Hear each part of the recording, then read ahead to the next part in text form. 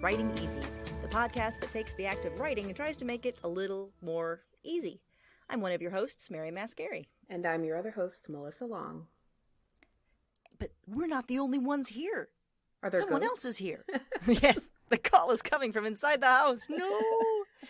No, it's not true. I don't know if the call's coming from inside the house. That doesn't make any sense. But we have guests today, so we must behave ourselves. This week and next week, our friends from the PosPop, it's not PosPop is what it's actually called. It's Positivity Pop Culture is the full name. Positively Pop Culture, but we do... Positively. Yeah. I always call it PosPop. It's like, oh, it's PosPop. PosPop. PosPop. From the PosPop podcast, because it's fun to say, PosPop podcast. Carrie Gessner and KW Taylor are here to join us to talk about things. Thanks for coming. Thank you for having us. This is going to happen a lot, probably. Yeah. We're all going to talk at the same time. It's going to be chaos, but that's all right. So KW and Carrie are both writers as well. We all went to the same MFA program. And when we talked to them about like what problems do you have with writing? What do you want to address and stuff? We got a little more technical things. So this week we're going to talk about, and this is actually a really good, I like this topic a lot because this is something I've struggled with. How the heck do you write time travel? It makes your brain melt. Yes. Very, very carefully. And that's why I don't write it.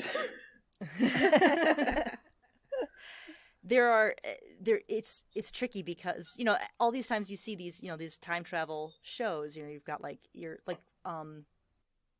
Terminator, right? So there's the time travel in there where it's like, what? How could he be or the Heinlein story where he's his own mother and father. It's like, I'm not sure that works that way. How do you know that you'd be born out of that? That doesn't, what? And then, or like, Bill and Ted and Back to the Future and all these different ways of how, once you break the laws of causality, how does that affect things? And so I think what we talk about today is if you want to do a story about time travel, what are the sort of things you need to prep, to have thought out beforehand? Yeah, I think one of the things that you should decide is the rules of how time travel works for your internal piece, because we all want to think that maybe time travel could exist, but it doesn't, that we know of right now. No. So as a science fiction writer, or even if your piece isn't strictly science fiction, you just need to decide how you think it works for you, and whether you want to allow what's called a paradox to occur. Yeah. Do you want to explain what you mean by that? Yeah. So a paradox would be where you do break the laws of causality and create something that is sort of a loop that doesn't necessarily make sense any longer. That's kind of the shorthand of it. There's a lot of, paradoxes are also a logical conundrum, and we could spend an hour just talking about that.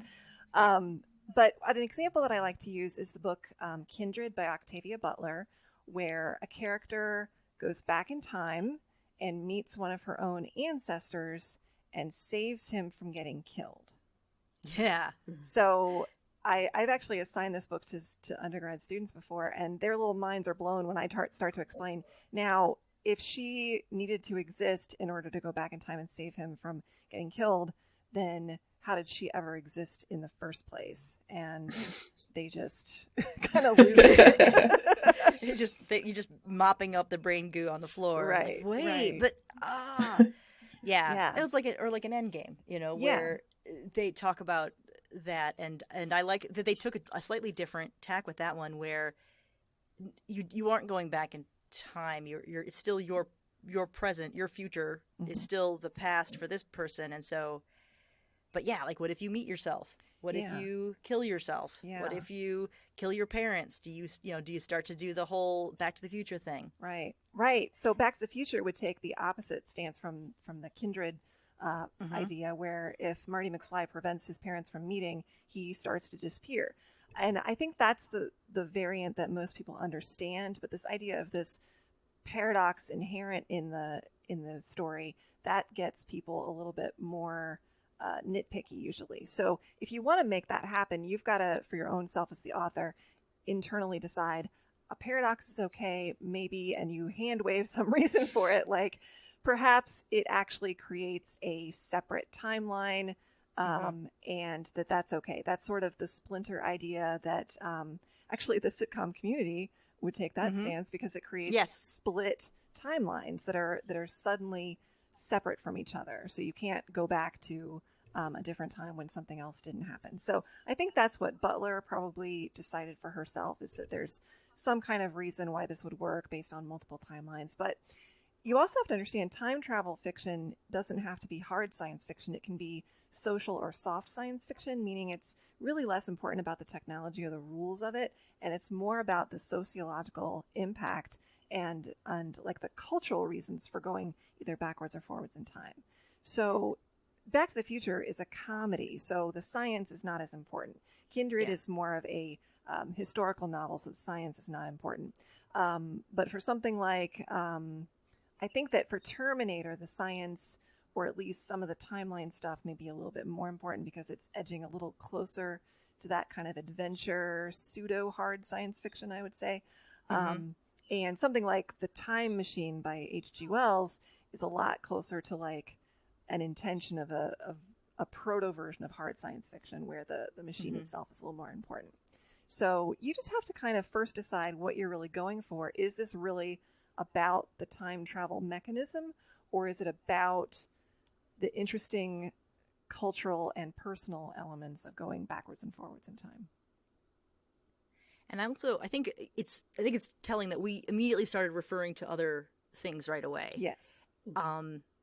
So, and I don't think there's anything wrong with that. Of like, am I going to do a community model? Am I going to do a Bill and Ted Back to the Future model? Am I going to do a Bill and Ted model? Like, what, it's fine to use those models, because it's really not that many different options. You know, like, so you have to kind of pick the one that's going to work, and then you got to really make sure you understand it and like think about it really hard, because I wrote a time travel book, and it took me a long time to like, okay, so they would not yet have done that. Yes. So, that's my plotting thing anyway. I mean, that's how I plot, like just that sort of like, wait, so that means that and then to have to do that with different timelines, it almost broke me. Yeah. I mean, but that was also the fun of it. Yeah, it is. And my first time travel novel was my thesis novel in our MFA program, and it took me, all told, from the time I actually really started, it took me about 3 years to write that book.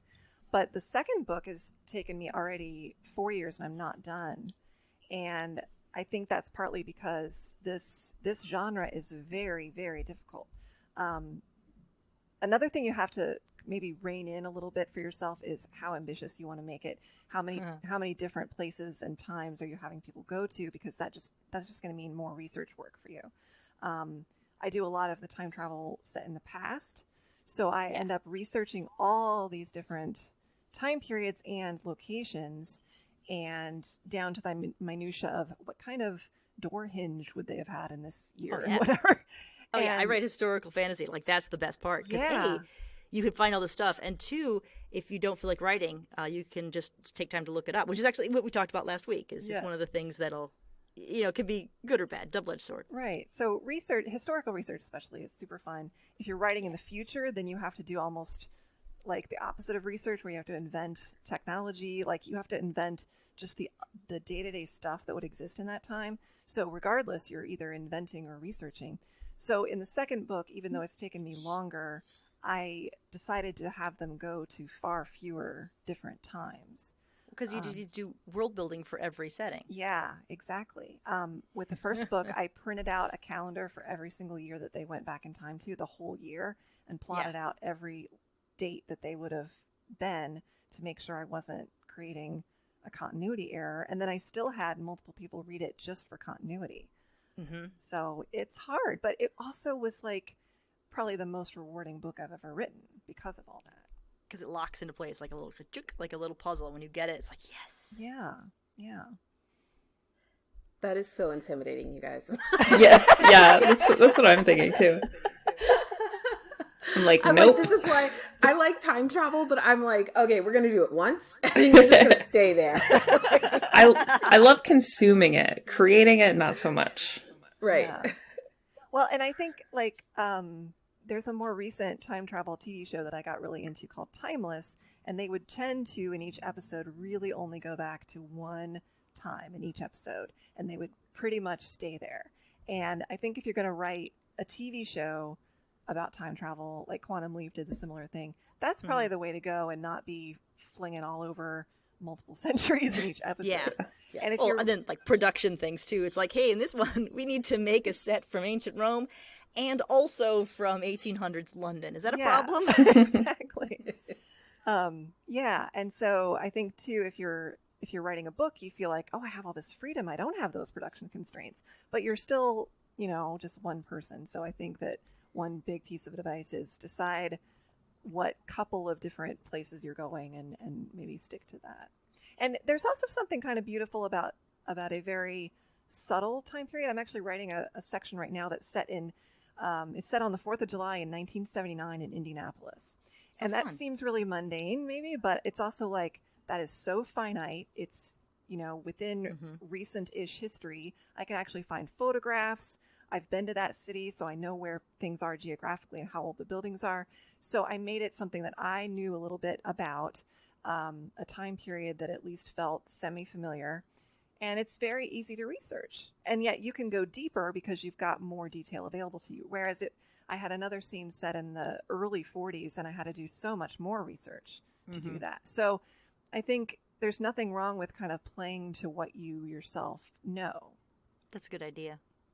And then, and the whole things that make it complex. It can be much more complex if you're traveling around, if you're interacting with yourself versus, I'm just going to be in Tokyo and no one's going to, it doesn't matter or do you want to talk about the causality of stuff, or you just want to have people bop around, or, those can make it harder or easier. Yeah. There's also kind of, I would say there's a whole nother branch of time travel that we hinted at it with Terminator, but there's also another series called Travelers that does this, where you actually, they're technically going back in time, but they're from the future that we never see, so everything is contemporary. So it's set now, but it's still time travel to the past. Mm-hmm. And so you actually, if you were doing that as a film or a TV show, your production is really just presenting a contemporary piece, which is much easier. And in terms of you as an author writing a book, you really don't have to do that much research. You've got to imagine the future, but you're not actually showing it. And you're focusing on things happening in the present day. But you're dealing much more with that hard science fiction idea of causality. People are actively changing the past, is what we're seeing on the page, to influence the future that we don't necessarily see. So time travel doesn't have to feel like historical fiction at all if you don't want it to. I think that's an important piece, too, is to think about, why are you doing the time travel?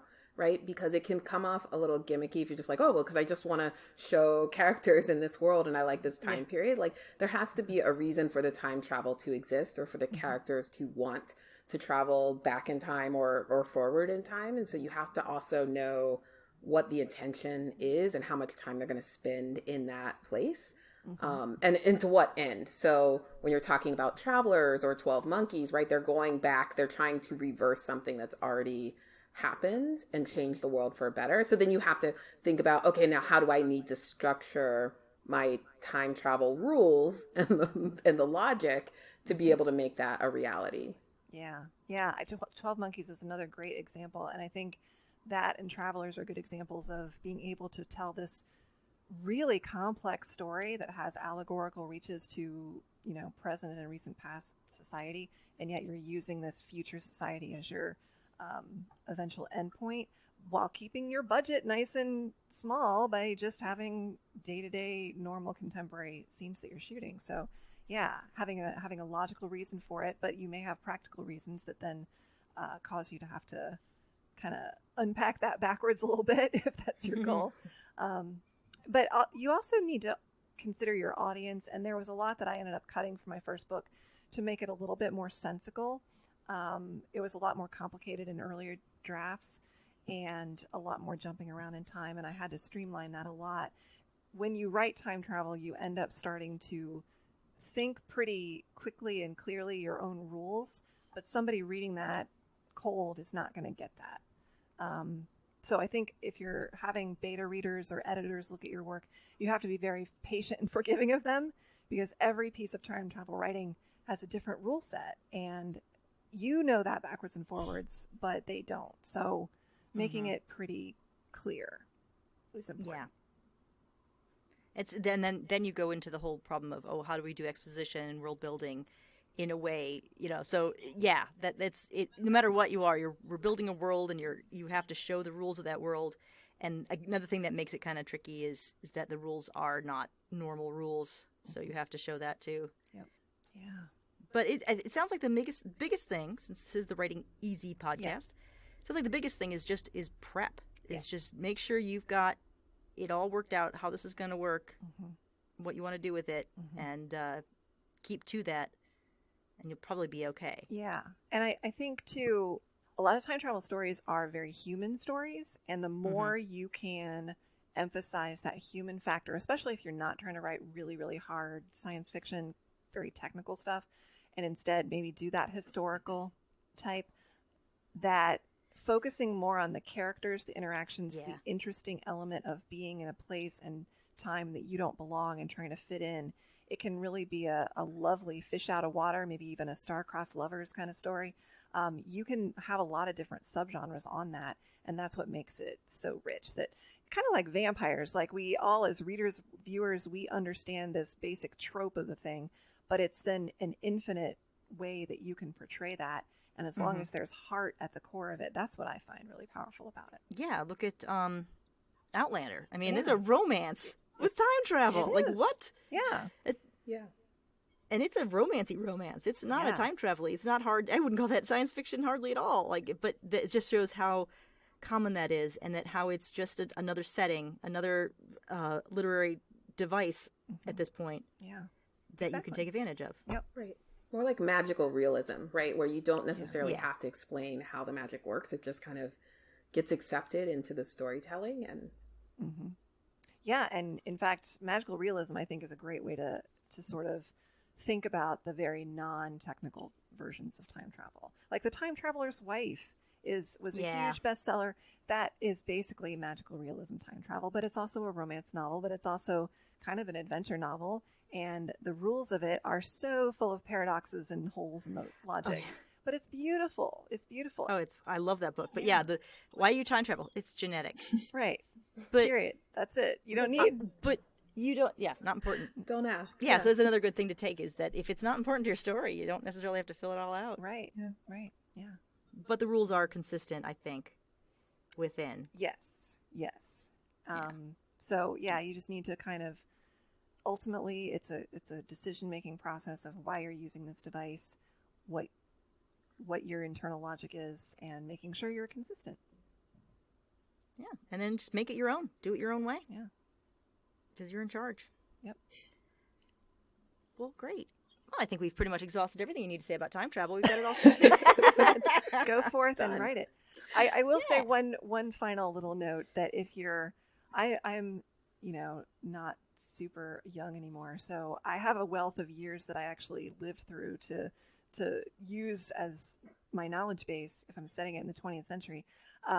But if you're writing about an era that you were not alive during, and I encourage you to do that, if it's still within the realm of filmed entertainment, I strongly encourage people to actually watch real movies, read real books written in that period, that take place in that period. Because one of the biggest tells that people will catch you on is, I don't think anybody was using that phrase then, and nobody would be dressed like that. And so, shorthand a lot of your details if you're writing just a novel, but people are really going to notice those tiny, tiny bits that don't quite fit. So, and there's so many things that sneak in, like high-fiving. Yeah. That's high five. Of course, it's so ubiquitous. But dude, that was invented in the 70s. Yeah. It did not exist. Yeah. Whoa. Yeah. Just like writing accidental Earth-based slang into a fantasy novel.